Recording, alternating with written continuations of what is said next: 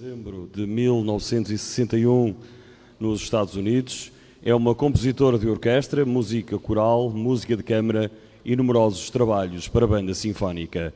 Em 169 a.C., os romanos fundaram Córdoba após a queda de Roma e sob o domínio dos visigodos, tornou-se a capital de Andaluz, a Espanha muçulmana, em 716. Os mouros conquistaram Córdoba no século VIII e no século X a cidade contava com uma população de 500 mil habitantes em comparação com cerca de 38 mil em Paris. De acordo com as crónicas da época, a cidade tinha 700 mesquitas, cerca de 60 mil palácios e 70 bibliotecas. Uma delas abrigava 500 mil manuscritos e empregava uma equipa de pesquisadores, iluminadores e encadernadores. Córdoba também tinha cerca de 900 banhos públicos, bem como as primeiras luzes de rua da Europa. Reinando com sabedoria e justiça, os governantes de Córdoba trataram cristãos e judeus com tolerância.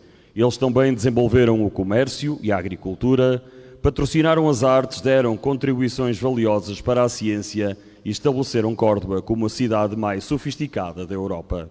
Quando os mouros conquistaram Córdoba, encontraram uma catedral visigótica, demoliram-na prontamente e construíram um complexo de mesquitas cujas paredes abrangiam cerca de 4 hectares.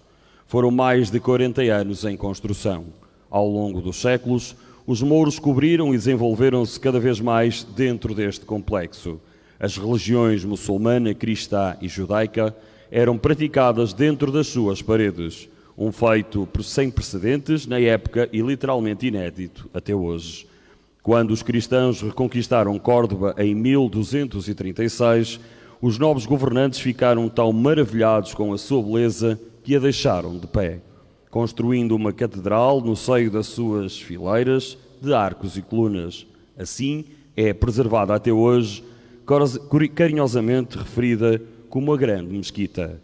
A obra La Mesquita de Córdoba, de Jules Riot, começa com a destruição da Igreja Cristã original em 716 d.C. e prossegue com uma celebração musical das suas realizações multiculturais, religiosas e artísticas. Mesquita de Córdoba.